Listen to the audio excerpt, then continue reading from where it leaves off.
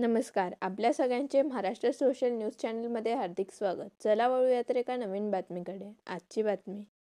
धुळे शहरालगत असलेल्या चितोड येथील स्मशानभूमीच्या जागेवरून वीरशैव लिंगायत गवळी समाज आक्रमक झाला आहे. गट क्रमांक 45 मधील स्मशानभूमीची जागा आधीच विविध समाजांना वाटप झालेली असताना अतिक्रमणधारकांना त्याच ठिकाणी जागा दिली जात असल्याचा आरोप करण्यात आला आहे. या प्रकरणी गवळी समाजाने जिल्हाधिकाऱ्यांकडे काम तात्काळ थांबवण्याची मागणी केली असून अन्यथा तीव्र आंदोलनाचा इशारा दिला आहे.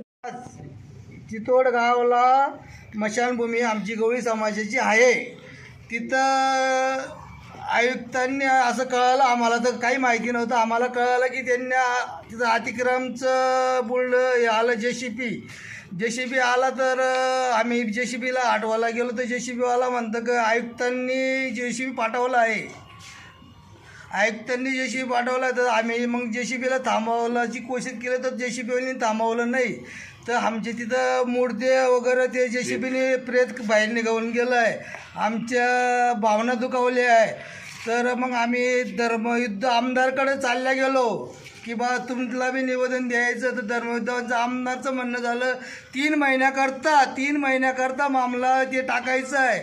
आणि म्हणलं मग आमचा उतारा, आमच्याकडे कागद आहे, आमच्याकडे उतारा आहे, असं आहे 7-12 उतारा आहे काय. तर तुमचं 3 महिन्याचं काय करायचं आम्हाला? आता अख्खं गाव बोलडं आमचे प्रेत कुठं जाळायचे? आमची वस्ती वाढली आहे तिथं काय, वस्ती वाढली हे वाढलं. आणि तुमचं धर्मयुद्ध म्हणायचं नाही. आमची जागेवर तुम्ही अतिक्रम नगरपालिकेला करायला लावायचं का?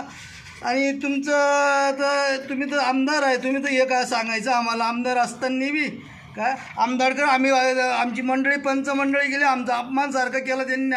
आमचा अपमान केला अक्षरशः. 3 महिन्याकरता सांगतोय, आमच्याशी पूर्ण बात करता नाही, काय करता नाही. आणि आम्ही तर एक दिवस बी थांबू देणार नाही. आम्ही जान जाईन पण आम्ही सोडणार नाही त्यांना. किती बी केलं तरी आम्ही ते करणार म्हणजे करणार. आम्ही तिथं होऊ देणार नाही. आमच्यावाली आई बहिणी तिथं रडत बसल्या. ते निघलं तर यांना कायची परवा बी नाही. त्या प्रेतचं त्यांच्या उलगाडणं त्यांनी तर आमचं तर आसू पुसलं बी नाही त्यांनी.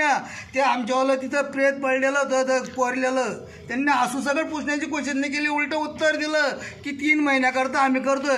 3 महिन्यात कोणतं इच्छा? 3 महिन्यात बिल्डिंग उभा करणार आणि 3 महिन्यात पाडणार का तुम्ही बिल्डिंग? आणि मग आमचं प्रेत जाळणार ठेवणार का तिथं? बुजवायचं तेव्हा बुजवायचं का आमचं परत 3 महिन्यांनी? जो कोणचा न्याय आहे? जो अन्याय आहे का न्याय आहे? आणि ते बी आमदार साहेब बोलतोय आम्हाला असं 3 महिन्याकरता करायचं.